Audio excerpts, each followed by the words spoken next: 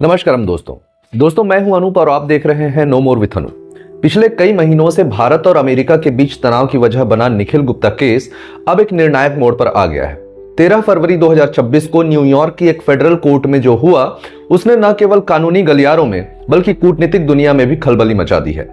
अगर आप इस मामले में अपडेटेड नहीं है तो आपकी जानकारी के लिए बता दूं कि निखिल गुप्ता को अमेरिका ने गुरुपतवंत सिंह पन्नू की हत्या की साजिश रचने के आरोप में पकड़ा था। यह गुरुपतवंत सिंह पन्नू भारतीय मूल का एक अमेरिकी नागरिक है जो खालिस्तानी मूवमेंट का समर्थक है और अमेरिका में सिख फॉर जस्टिस नाम का एक संगठन चलाता है। दोस्तों आपको तो पता ही है कि खालिस्तान मूवमेंट एक एंटी इंडिया मूवमेंट है और ये पन्नू जैसे लोग विदेशी धरती से इस मूवमेंट के जरिए भारत में इस फॉल्ट लाइन को बढ़ाने का काम करते हैं।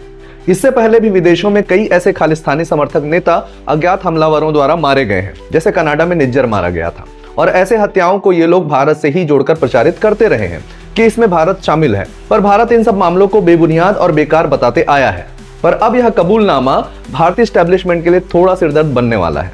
दरअसल जिस निखिल गुप्ता की बात हो रही है उसे इसी कॉन्स्पिरेसी के लिए अमेरिकन जांच एजेंसियों ने गिरफ्तार किया है और अब उसने अपना जुर्म कबूल कर लिया है।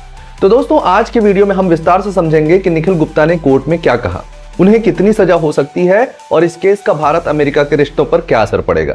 तो चलिए आज का वीडियो शुरू करते हैं। दोस्तों 2023 में निखिल गुप्ता को चेक गणराज्य की राजधानी पराग से गिरफ्तार किया गया था। आरोप था कि उन्होंने न्यूयॉर्क में रहने वाले खालिस्तानी नेता गुरुपतवंत सिंह पन्नू की हत्या के लिए $1 लाख की सुपारी दी थी।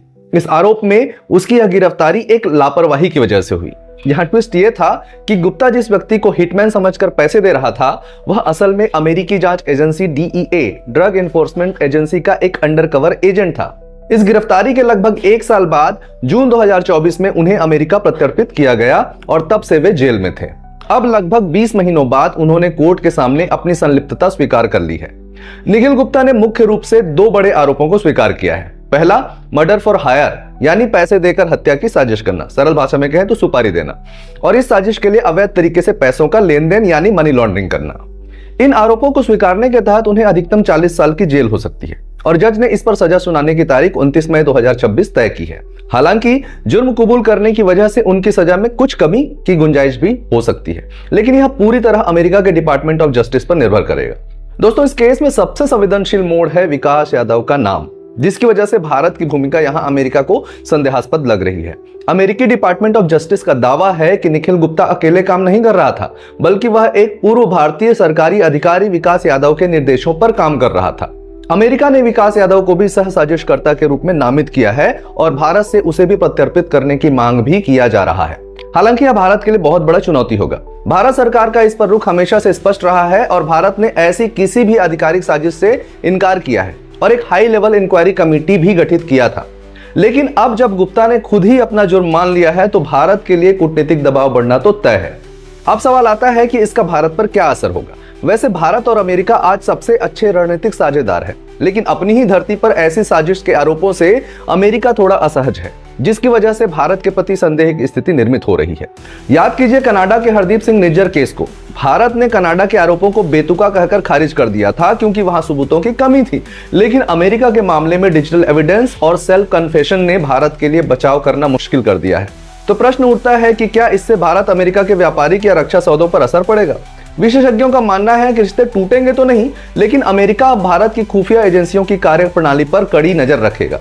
साथ ही पाकिस्तान में भी हो रहे ऐसे मर्डर्स को पाकिस्तान भी इसकी आड़ में भुनाने की कोशिश करेगा।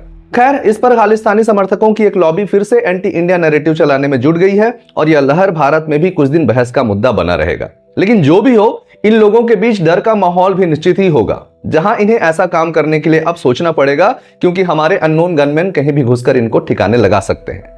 ये एक बात तो अब इनके दिमाग में हमेशा घूमती रहेगी।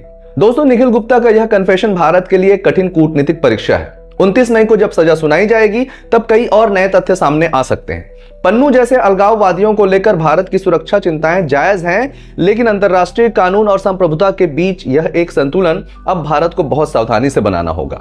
आपका इस पूरे मामले पर क्या सोचना है? क्या आपको लगता है कि इस केस का असर भारत अमेरिका की दोस्ती पर पड़ेगा? कमेंट्स में अपनी राय जरूर बताएं। अगर आपको यह एनालिसिस पसंद आया तो वीडियो को लाइक करें और शेयर करें और नो मोर विद अनूप को सब्सक्राइब करना ना भूलें। दोस्तों मिलते हैं अगले वीडियो में, तब तक के लिए नमस्कारम, वंदे मातरम।